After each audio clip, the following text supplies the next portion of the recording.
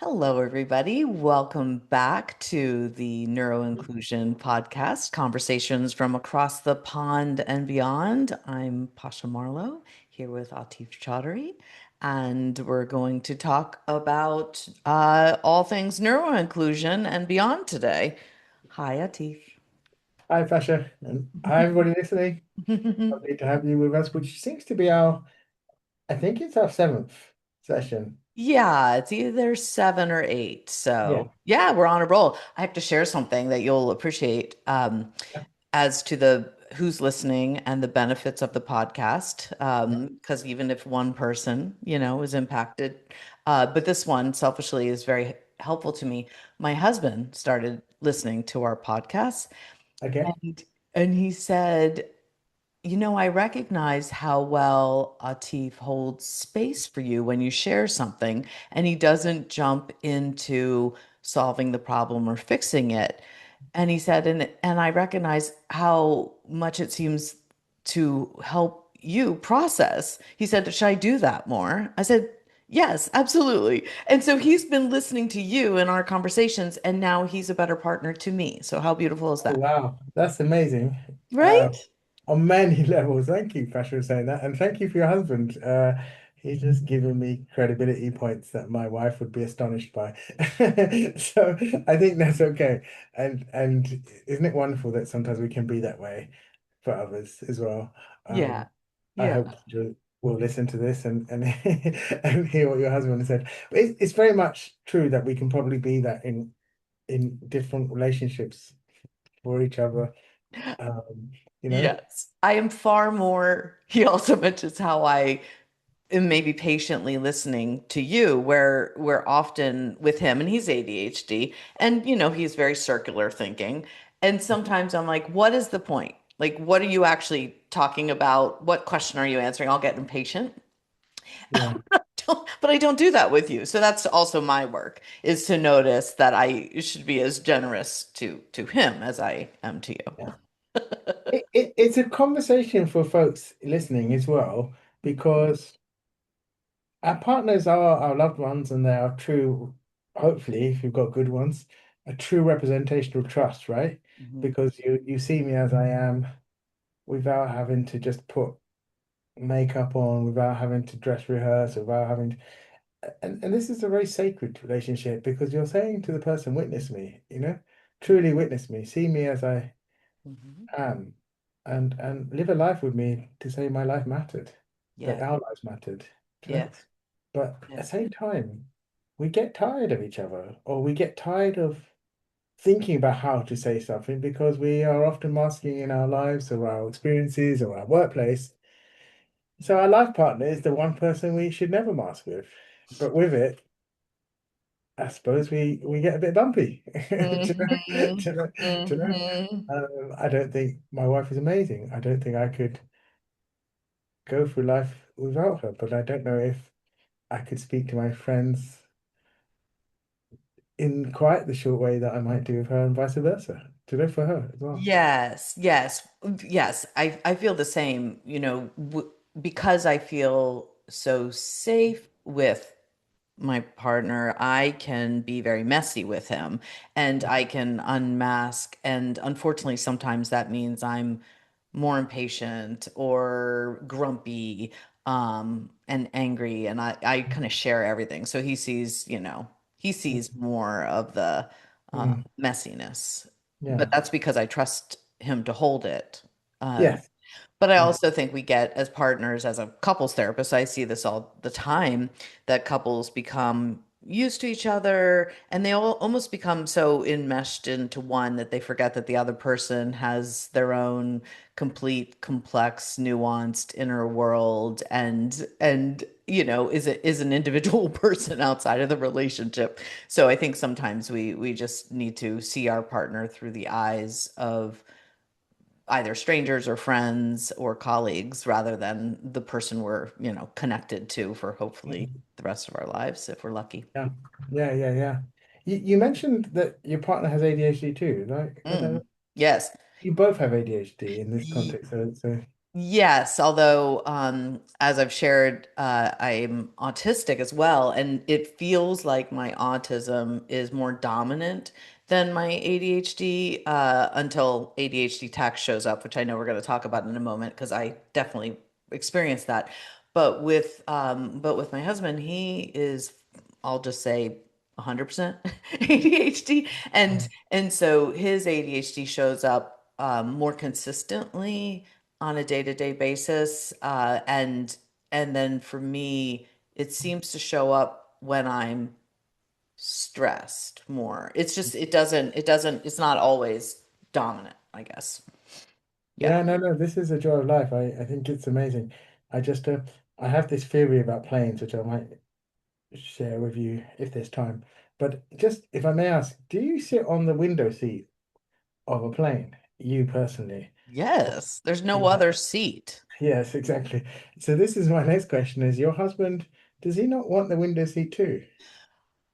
Well, he's very tall, and so he prefers the aisle for his long legs. And I prefer the window because I look out the window. I don't understand people who don't open the window shade and don't look out the window at clouds and towns and cities. It makes no sense to me. I've Mm. flown over the Grand Canyon and the Alps next to somebody who didn't open the window, and I was crying, like begging to Really? switch seats with them. I don't understand like the lack of wonder there. Yes. And so, no, I'm a window seat person. You? You can guess, right? But yeah, no, I am too. Yeah. I have a funny theory about that, but I don't know. It's just something I noticed that Mm. life is full of these things. I came to this conclusion when I was really young that I like the window seat. I've always wanted the window seat, but there are people around me that don't. The Yeah. same reason. Mm. And I found it really intriguing. It was like such a wake-up call, like, whoa. Do you know, like How could who that be? yeah. And I kind of realized, so I may just indulge a little bit just to say that there are people who they want to get to where they want to go. They want to get to the toilet, they want to get to whatever, nothing big sweet. So they prefer the aisle seat or Mm-hmm. nothing's in its way, right? Nothing's in their way. I think that life is full of these moments. And those listening, I would really interested in this because the window seat person is often the person who just, as you said, is flying before the plane's even taken off, you know? And and things get ruffled, and when there's turbulence, they sort of move that turbulence into it until they can't. And then it's really stressful. But in general, they assume that turbulence is part of the ride. Do you know? Mm-hmm. Okay. And the Mm-hmm. aisle seat person, some of those folks, they don't take their buckles off even when the captain says so. Or when Mm-hmm. they loosen their buckle. Do you know? But they kind of got the buckle on. And so what I realized is that sometimes you can see a marriage, and I don't know how it shows up in this, but in my case, my wife is an aisle seat person, and I look at marriages and I tend to think you can hear the two aisle seat people, their kids will never go without. They will functionally organize mortgages, payments, pension plans, the whole shebang. You know, there will be a plan, and that plan will be clear. And you can hear the cutlery moving when they're eating in restaurants, you know? You Yes. Yes. know, and I think that's there. And then you get two window seat people and that's chaos. I mean, but it's okay. Children are born and raised in that chaos, and mostly they're okay. And it's Mm. life for the moment, you know? Mm. But I generally think the best relationship probably is, I think, or I like to think, is between the aisle and the window together because when the aisle seat person she doesn't just check her buckle, he doesn't just check his buckle, he checks your buckle. Do you know the Mm. person? Mm. This is important, and when that turbulence comes they recognize it. Mm-hmm. You or me or the window seat people in our lives, we don't see it until it's sometimes a little bit frightening. Do you know? Mm. But we all need to feel the wind in our hair a bit before we're taking off. We all need to be excited about those moments. And And I think we all need to know where we're going, right? And nobody wants to be in the middle seat. No, Nobody.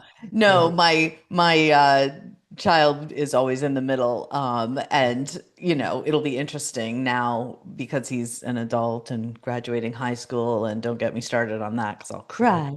But Yeah. if he doesn't travel with us, I don't know who will be in the middle. Some person who must grab my hand during turbulence and keep me calm, or will be okay with me reaching across the middle seat to the aisle to grab my husband's hand because I'm both a very nervous flyer, especially in turbulence, but I also love love travel and love getting there. And I feel like it's magical every time I land in a new place, even though I've flown a lot. Yeah. Yeah. Yeah.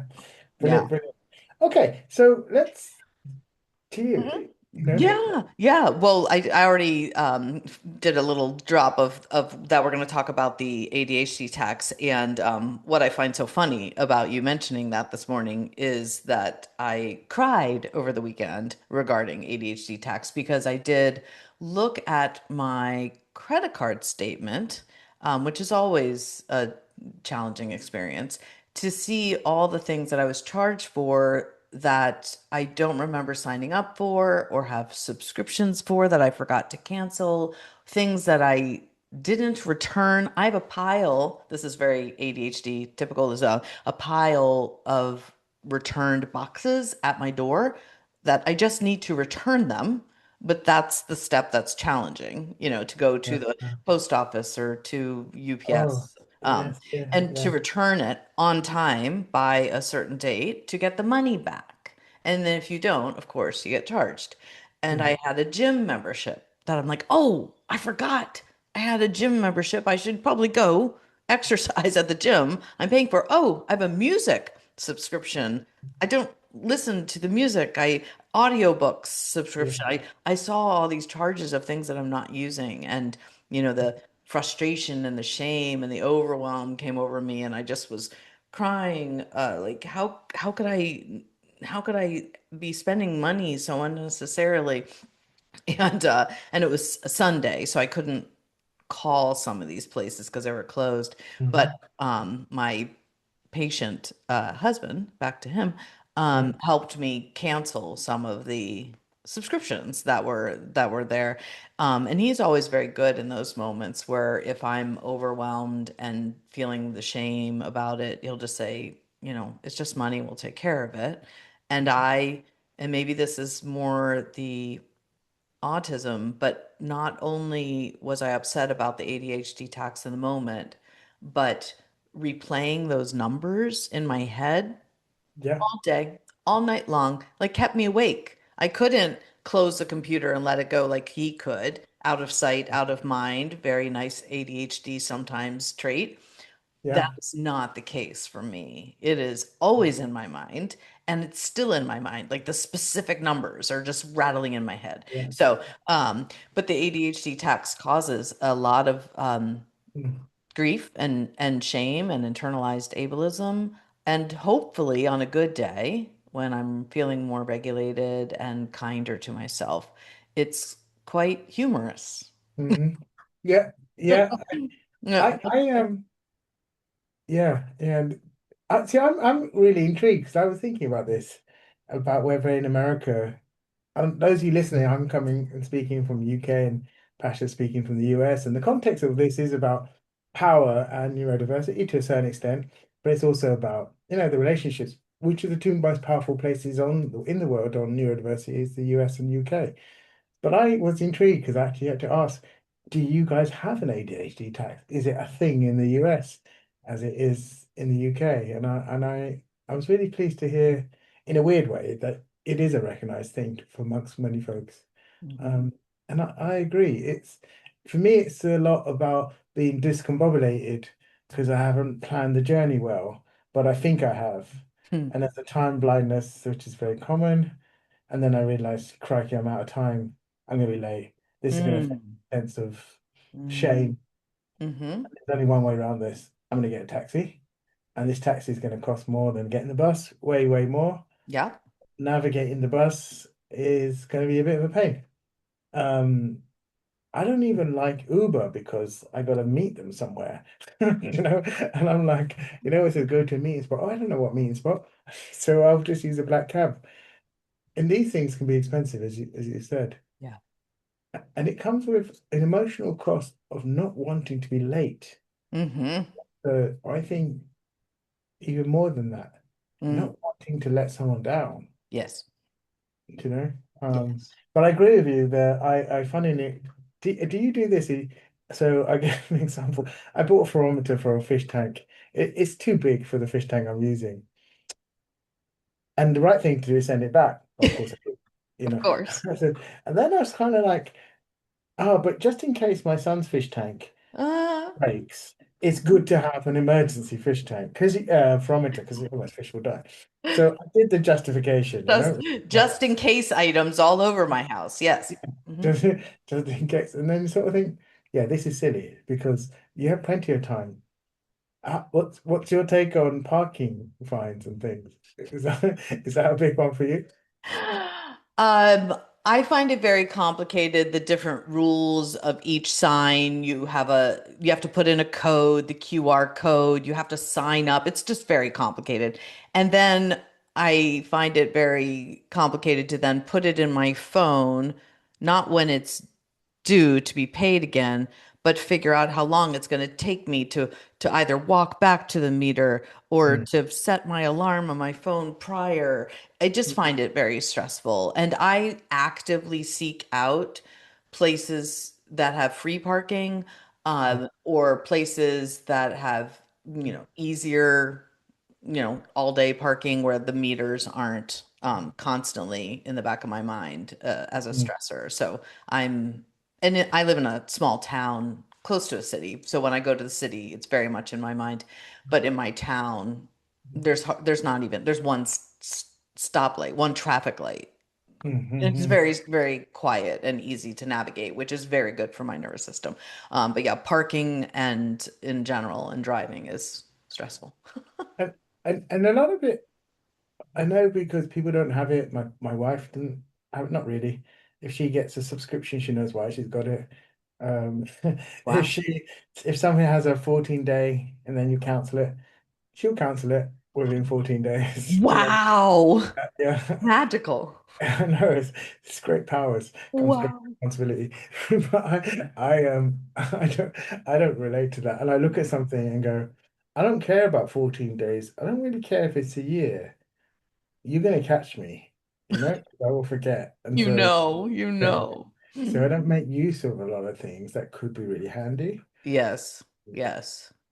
because immediately there's a catch. And I suspect that's for you. That- Yes, very much. I Yeah. think I'm going to create better systems than I typically do. And so yeah, I get myself stuck in that place where I'm like, oh, I'm just not going to pay this. Don't even sign up for the free Yeah. Yeah. trial. But then sometimes I'm like, oh, I could do this. Come on, Pasha, you could do this. Yeah. 14 days, just put it in your calendar in 14 days, cancel it. And then I do. I put it in my calendar and it Yeah. shows up in my calendar and I look at it. I said, oh, I should do that today. Yeah. Yeah. And then it doesn't always Yeah. happen. I don't even like borrowing things from people Oh, yeah. because I don't want to let them down. I think, Mm, I think we talked about this before, that some of the issues around neurodiversity means we are just consistent people pleasers, yes. And I need to, but that's the same, is that this fear of letting someone down is bigger than me using a tool that I only need that tool once, maybe, but I'm just gonna buy it. And that makes you an unwitting consumer, but also, Yeah. is this practical? It's not, right? We should be distributing tools and things without worrying, but we worry. Yes, yes. The letting people down is so true. I'm on my third, my youngest is graduating. And with my older two, when I was younger and masked and didn't even recognize my ADHD, Yeah, I yeah, would sign up to be what we call here room parent, or the person who makes cupcakes when yeah. a child has a birthday. I Okay. I don't know what I was thinking, but I would sign up to do that because that seemed like the good mother thing to do. And certainly I could figure out how to make cupcakes. And every time that came up, I was last minute racing to the store to Yeah. buy what I was supposed to make. And so that was child one. By child two, I was like, maybe I shouldn't sign up to make the cupcakes, but I'll sign up to be there in the room to help set up, clean up. That was a little bit easier. Third child, I did not sign up for anything. Yes. No, I just like because I just know myself. It was stressful, and I was worried to let people down. I was worried to let the children down, the Yeah. teacher, the other parents. So Yeah. yeah, I just and I think for me, that goes into what is a good parent? Yeah. What is a what is success? Yes. What is wellness? And so for me, I found that being a good parent meant to be present, to be always, loving and empathetic, and that it didn't mean homemade dinners every night or being room parent and making cupcakes, or even going to all their games, or Yeah. sports, that it was every day my child comes down the stairs. I say good morning. I hug them if they let me. I say it's good to see you, and I have as many in the moment interactions of seeing them and being present to them and letting them know that I'm there, Yeah. and to support them and to have their back and to protect them and love on them even on the days they're very messy. And that's what I've settled into is what is a good parent now. But before it was a lot of expectations of, you know, looking a certain way, being available all the time, making life easier for them, being Mhm. very over involved in their school. It wasn't good for me. And I Yeah. don't know if it necessarily served them well either. But for some parents it does. I just had to reestablish for myself what good parenting was for me. Wow. There's so much in that. Hmm. It takes a lot of conviction, I think, to be able to say, I'm going to rework this for me. Hmm. You know, we're watching TV programs, particularly because America creates so much of our television. I was always fascinated by TV.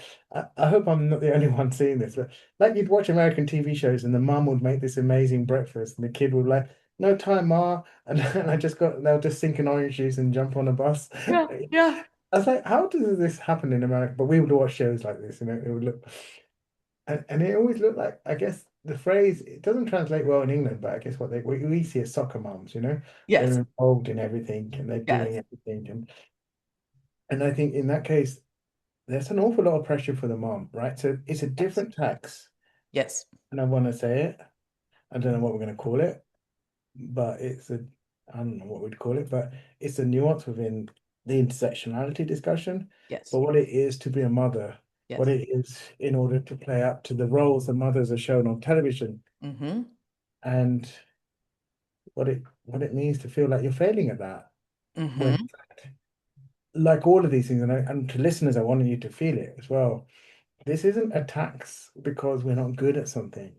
It's not a tax because we're lazy. No. It's a tax because we are navigating systems that were never designed for the realities of people and the Yes. various needs they come in. Yes, I know that there are efficient people who can do certain things very well. Um, and there are people really deeply imaginative, filled with joy, magic, and soul, who don't necessarily cancel subscriptions on time. And so, what we have here is those realities. But I think for women, that reality is pushed even further to a stress point or a brink. Um, Mm-hmm. I don't think I'm being unfair here. I think this is maybe it's different in terms of we're unlearning things, but I want to give space to that. Mm-hmm. Um, I also want to give a space to dyspraxic men who are just not good at DIY. We watch TV shows. Again, America has such an influence, and these men are just great building things and this and this and this and hunting and whatever. We're like, in the UK, we watch this and go, we don't go hunting with our kids. Not really. I don't know. We Oh, don't. yeah. And we don't fish particularly, No. but some of us do. But to the men who are just men and good fathers who are not good with hammers, I love you dearly. Just if you can come out and say it, that's great. But can you? Yeah, I mean, can you? You know? Yes, I think the gender norms are very strong, and I will say that I believe our current government, including Trump, is magnifying a lot of those gender norms and pushing for patriarchy and supporting it and really we're seeing more misogyny than we have in I feel like decades. Mm. And I'm feeling that definitely on a daily basis. And I know you read the post that I did, but to the extent that it seemed quite normal and acceptable for a male colleague speaker of mine at a recent conference that I was keynoting, that I wasn't wearing a suit. I wasn't wearing a suit because why would I? That's uncomfortable. Nor was I wearing high heel shoes because again, uncomfortable. If I'm going to speak better and be more present if I'm comfortable. I was Mhm. also wearing very colorful clothes. And he said after I was done, he said, great talk, which it was. And he said, you're very colorful. You're not like other speakers I've seen. And I said, well, that's kind of on brand with what I'm saying because I'm talking about neuroinclusion and accepting all functioning styles. And I thought that was the end of it. And he said, well, the funny thing about speaking is that it's all about image. And it's really about, do you look professional? Are you professional? Do you seem professional?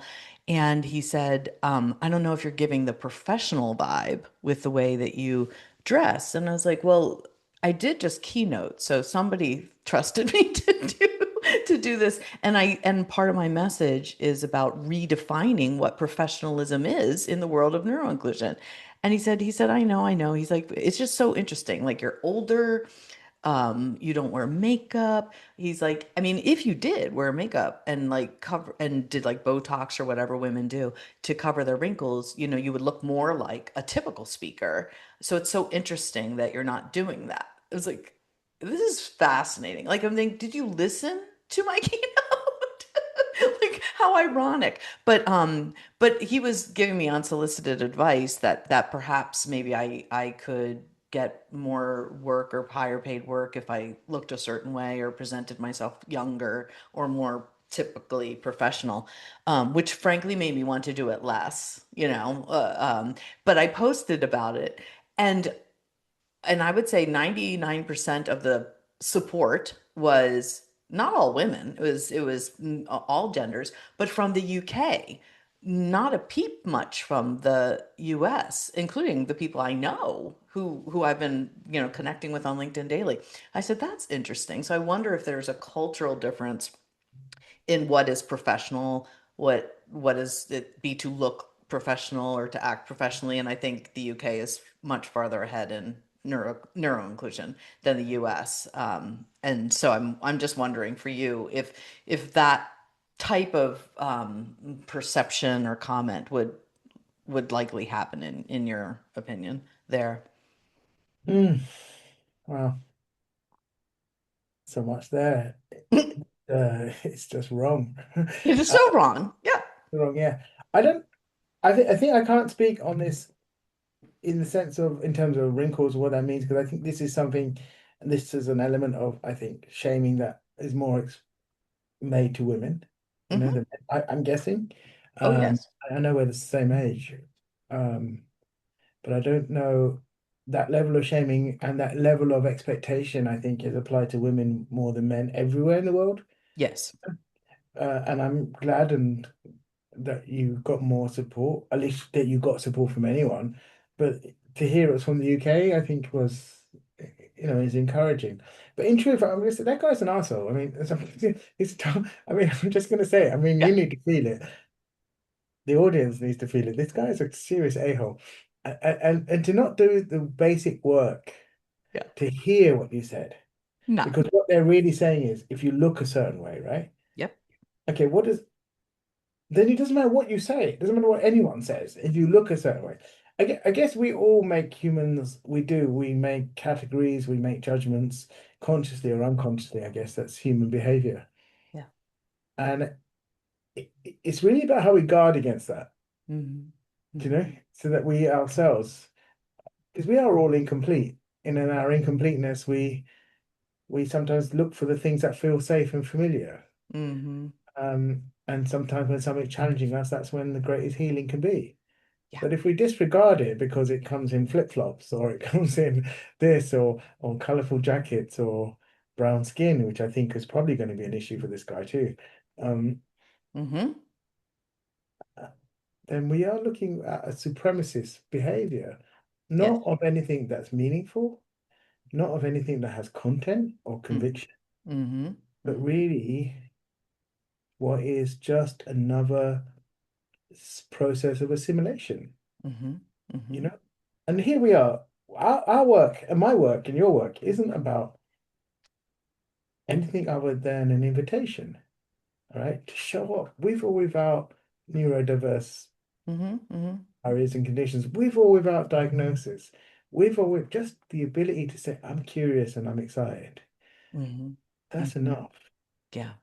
But if I did a talk and then somebody, I, I mean, I don't know, Pasha, I'm saying that that'd go through a long process of rejection sensitivity dysphoria, Mm. call it what you want. If some people that, I'd be going, oh yeah, I'm fat, I'm this, Mm. I'm too brown, oh, I'm too dyslexic, oh, I'm too. Mm. That would all enter my mind for quite a while. Yeah. And then it would invalidate what I've had to say. It will make me play small for the next time. Yeah. And yet I'm very, very good at protecting others. Yes.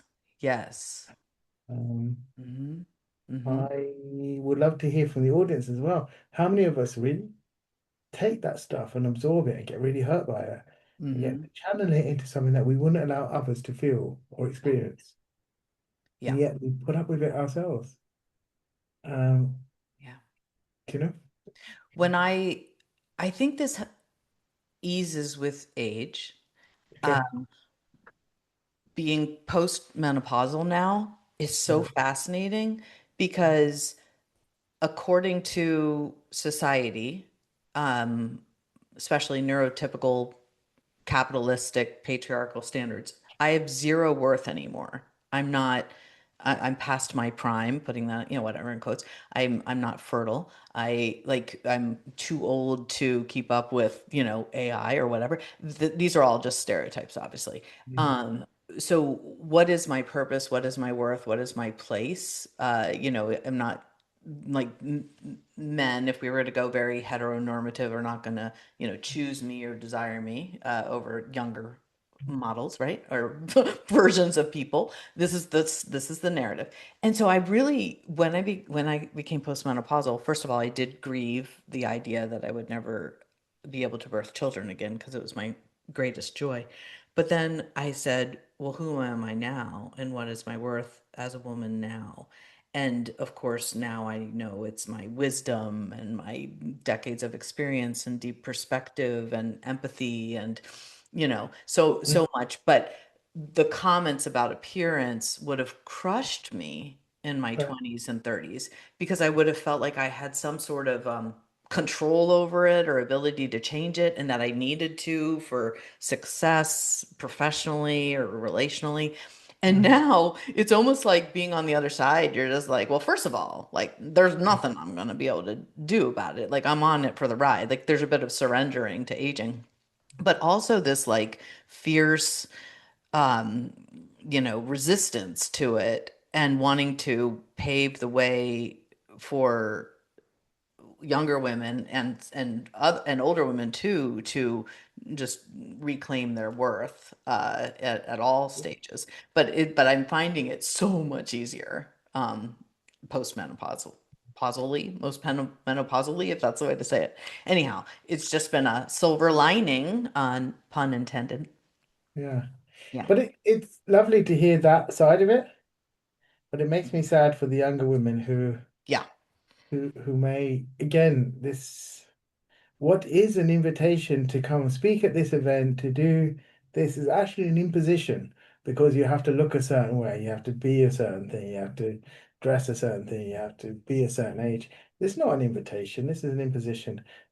And our ability to reject that comes with a sense of self-worth. Mm-hmm. Mm-hmm. But actually, if we're really honest, it comes with financial resources, Mm. you How know? so? How, what do you mean? Like that if we are practitioners, we're doing this work, we have ethics and code of conduct.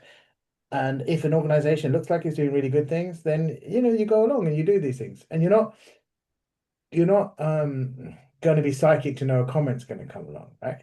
And even if it's a comment from some random dude, okay, well then you can rub that. Mm-hmm. You can look at other events and think, no, this doesn't speak to me. My ethics or my culture or my values, I'm not going to do it. And Mm-hmm. then you'll have moments where you're not sure, but it pays well. So you'll go and do it, Yes. Or Yes. whereas we want to be in a world that says, actually, my voice is needed not where it's celebrated, but where it challenges. Mm-hmm. Mm-hmm. So it should be in places Yeah. that can create that discomfort. Yeah.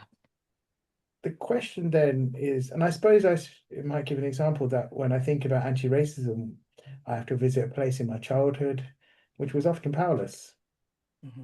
and I might bleed a little bit, Mm-hmm. but that's okay. It comes with the conviction. But Mm-hmm. sometimes I'll bleed a little bit on the way home. Mm-hmm. Do you know? Mm-hmm. I find I've arrived through my door and I'm home, but I'm still Mm-hmm. bleeding because I've given Mm-hmm. a lot. And so, is it worth it? Yeah. Should it come with insults from people? No. No.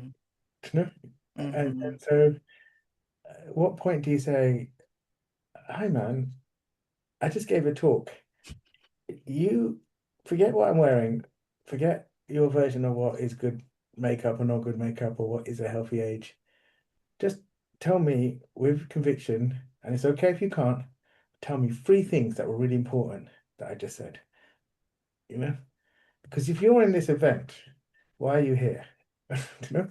And this can be said without anger or frustration, at least perceived frustration, but it can be said. Mm-hmm. And I wonder if we just all need that moment, go, okay, I get it. But what did I say? You This was know? one of those conversations that I replay in my mind of the things I should have said. What I should Yeah. have said this. Um, yeah, because certainly he wasn't listening, but perhaps he wasn't listening because he didn't have the respect of me to be listened to because I didn't have the appearance of somebody he would respect. So he was tuning me out. But I think back to what you were saying prior, to be anti-racist in racist organizations would be very useful. To be neuro-inclusive and Yeah. non-inclusive organizations would be so useful. But then how do you get in the door? How do you access those spaces to then disrupt them if Mm, they're so closed-minded to not hire you? And so I find sometimes, honestly, I will mask. I know how to do it. I know how to wear a black suit and high heel shoes and look neurotypical. And sometimes I do that to get in the door in places that I feel like need my message the most. And then mm, when I'm there looking as neurotypical as possible, then I share the neuro-inclusive messages. And so I feel like sometimes almost as a disguise, I can be the bridge. And some people don't have the privilege to do that. They wear their neurodivergence or marginalization outside so much so that it's always apparent. But I feel like sometimes in a very sneaky way, I go stealth and then I go in and then I get them once I'm in the door. yeah. Yeah. No, absolutely. And it takes, and folks listening to this, you feel it too, because I'm sure many of you do. It takes more than courage to do this. It takes digging into a deep place that lives in your childhood to do the emotional labor, you know, to say, I believe in this, I believe in you, I believe in the world I live in. Um, but there are days when you just want to say, I'm going to swear, but say, fuck that. Today I'm not doing it today, and Mhm. it's okay. It's okay to Mhm. say, I'm not, we're not here just to be a process of assimilation and finding sophisticated ways of pretending we're radical whilst assimilating to things that we didn't ask for. Mhm. Um, it's Mhm. so important. Lives are at stake, do you know? Yeah. Um, Yeah. but I do think I'm touching on that. I think you are watching something that's, and we talk about this a lot, which is why the podcast is called Across the Pond and Beyond. Yeah. It's the challenges that you're facing right now, no? In the sense that America is changing. Hmm. Hmm. I cannot say myself because I don't think there's one America as an observer. I think there are many Americas. Hmm. And I also still always think that Trump and Trumpism is an ugly moment of truth for America that an America isn't Hmm. comfortable facing, you know? Yes. Yes. But I don't know if people are more at least polite in conversations, then that will do. But what I'm sensing from you is that's changed.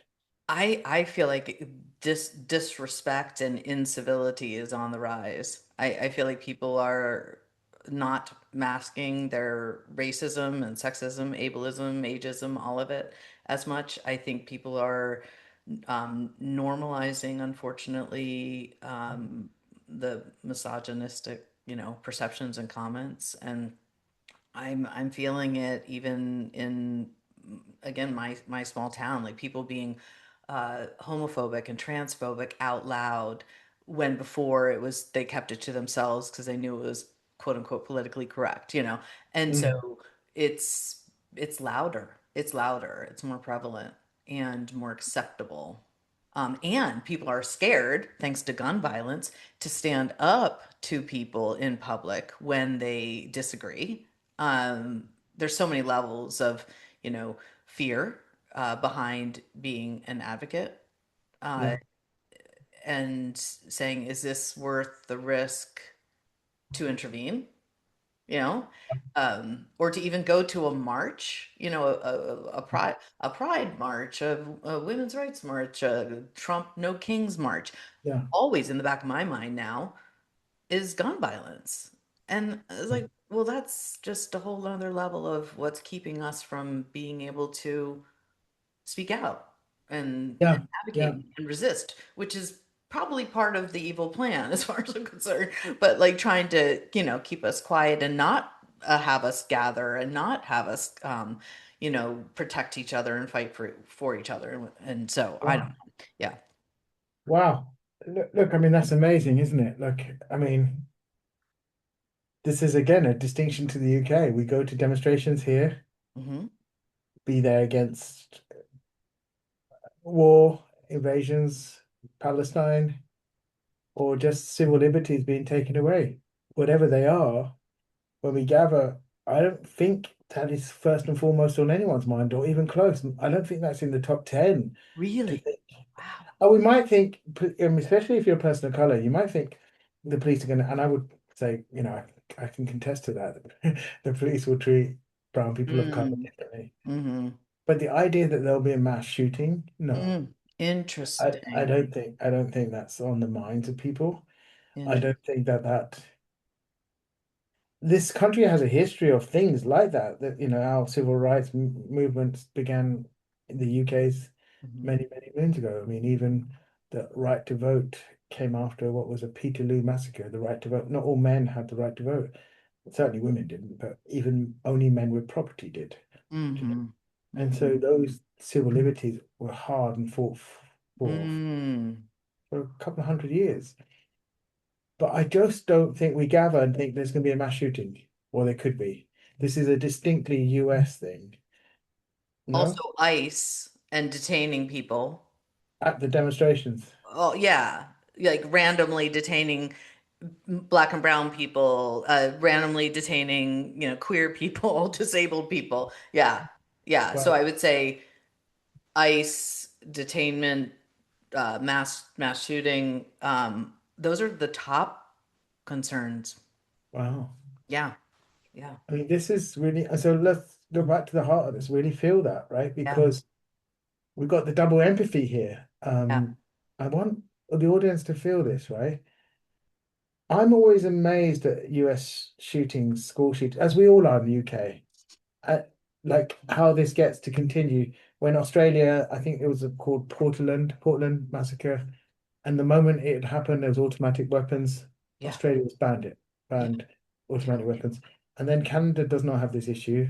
No. Um, I don't, and this is maybe controversial, but I do not see brown kids in America doing school shootings. I don't see black kids doing it. I don't No, see Asian kids doing it it's particularly. mostly It's white young all men. white kid, yeah. Um, I find it's fascinating that that seems to not be discussed. Given the Hmm. level of violence that's accused on America's black youth, Hmm. particularly men or young men. This is not a thing. So, but mostly what makes me sad is the double empathy of people who are autistic or ADHD who feel these things, civic and social outrage, which we talked about on this podcast. They are also really sensitive to these feelings about that there may be mass shootings. This is not something I think the UK could speak to. Do you know, this is a distinctly Yeah. US thing Yeah. that I think a lot of kids with ADHD or autism Yeah. will be really worried about Yes. Yes. in the US. Yes. Worried about themselves, worried about people they know and love, and also in the witnessing of it, whether it's in their country or even on social media, not having the skills, especially if they're young, to create boundaries so that it doesn't, so that the empathy that they feel doesn't infiltrate as it's happening to them or in the ruminations, flashbacks, just all of it. Especially if they're very visual, it's hard to get it out of their mind, and it's hard to create boundaries, Let me psychologically. let me ask you maybe this slightly of your counseling hat on, your practitioner hat on. Hmm.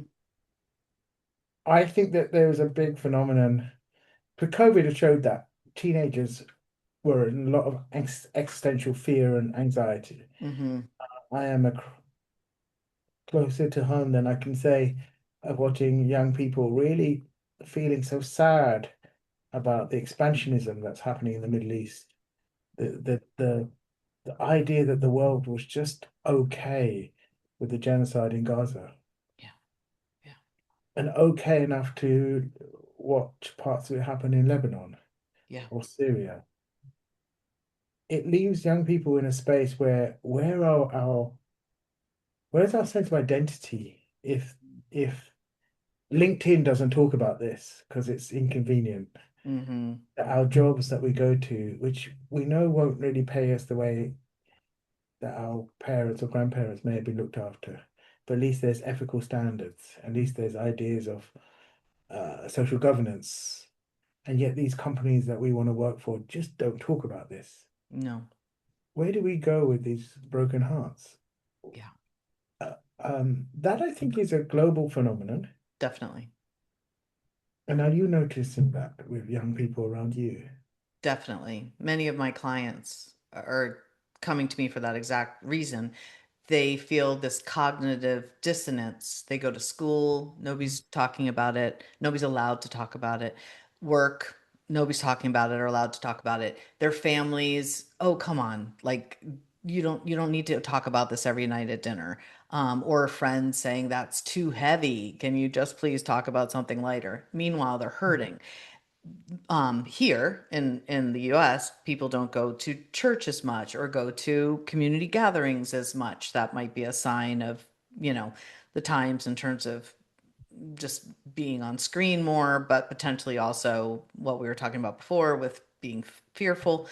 So, and they're not going to church as much. And so they don't have these places to fully express themselves. And so, what I'm finding in my clients around the world is this cognitive dissonance and existential crisis of sorts, where they feel like their inner world is not.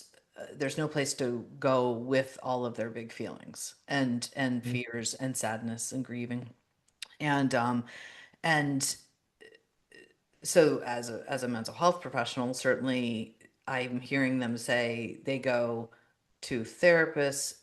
Some of them ironically go to AI, to talk and have AI go deep into these thoughts, like as much as they want, interestingly.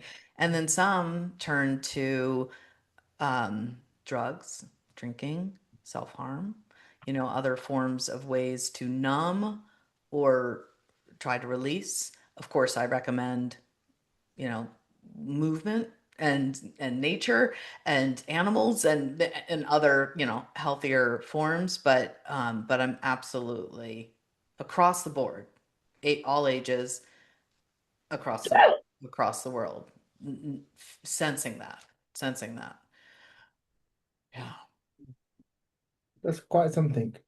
Hmm. In the next podcast, perhaps, or in one of the future ones, we'll talk about self-harm a little bit more and these things. I promise folks we will never reinforce despair, and we never do. And it's nice to be able to talk about the politics and the reality of those things, especially when we're unsure how to talk about them in our workplaces, but we need to hear other people do it. And we do always talk about the joy of our differences and how we feel them, even if it's frustrating. ADHD taxes are one of them. But we are really here to be sincere about this. And I guess I want to ask, as we always do on this podcast, those who are new to it, but I will finish. I guess we come to an end, but slightly for today. But I want to ask Pasha, given this, especially the depth of what we talked about and everything, including aisle seats and window seats and things, but just in general today, just thinking about today, what keeps you hopeful given what you see and given what's happening in the US today, and these conversations? What keeps you hopeful? Much like with COVID, it became universally scary and there was universal grief before we did change, for example, how we work, being able to work remotely, for example. Mm, Because Trump is so awful, there I do see more political movement and involvement from people who disagree with him and want change. mhm, AI is so disruptive and awful for anything from the environment to our cognitive surrender and displacement of jobs that I think people are speaking up against it. Young people at graduation services are booing and walking away if any of the speakers talk about AI as this wonderful new progressive thing in their world. They're like, no, this is destroying our future. So I always go back to the youth, but it's like it has to get, I wish it didn't have to get so bad before change happened. But I mm. think we're at that place in so many ways that I'm feeling, as much as things are quite uncertain and dark and scary in so many ways, for the people who are able to have the capacity to and the desire um, to change and to resist and to speak out and to maintain hope and art and beauty. They're doing that more intentionally now. I know I am, and I think that's a glimmer of hope that I hold on to. What about Yeah, you? that's a lovely thing to say, particularly about young people. Yeah, I guess a similar sort of thing. I do think there's a moment of truth, perhaps. And again, I'm so fascinated by America because it carries really the sort of behavior patterns that will reach the rest of the world if we're not careful. You know, Mm-hmm. certainly has in the UK. Mm-hmm. Um, so I guess yeah, it's a similar sort of thing. I think that the more that we see this tyranny or these absurdities, we also, as Newton's, I think it's Newton's fourth law, action and reaction are equal and opposite. Um, what I guess is that what I mean by that is more that we see of this, the more that we awaken people to say, no, not in my name. Yeah. Yeah. And Yeah. so, and I really mean it. I think the No King side of things is a huge example of that. Mm-hmm. Uh, it saddens me to think that ICE patrols those marches to intimidate people. Oh yeah. It saddens me to think that they could even be a what they call a false flag or black operation, or some people are injured, and it stops such marches and democratic processes being owned and felt. Mm-hmm. But I'm also amazed you saw the whole, I mean, crikey, millions and millions of people out for that, right? All across America. Yeah. Um, that gave me a lot of hope, you know? I think Trump not getting to stick to his name on the Kennedy Center is Small win, it's a small small, win. we take what we can get. You know? But I suppose it's just that, right? And Yeah. that we're at the space where neurodiversity itself is not going away. The Nope. conversations around it are getting better.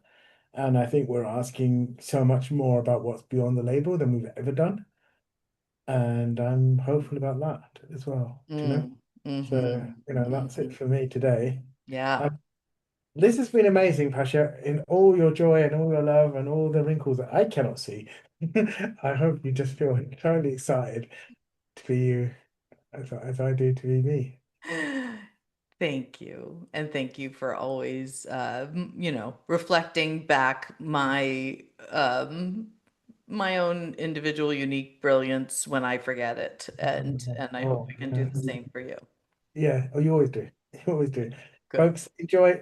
Please listen to this when you do, but let us know what you thought of it as well. We are Mm, finding our feet and we're going to soon start bringing in guests into this. Um, but I want us to really sit with why we talk about these things, why we're talking about excitingly about neurodiversity, why we are bringing politics into this, because participation is always political. yes. And we also want to talk about what keeps us hopeful, because that's what we're here to do. That's a thank you from me and a bye from me and my heart Yeah. to you, Thank Pasha. thank you, everybody. We look forward to hearing from you, and we'll see you and hear you next time. Good to see you. Bye.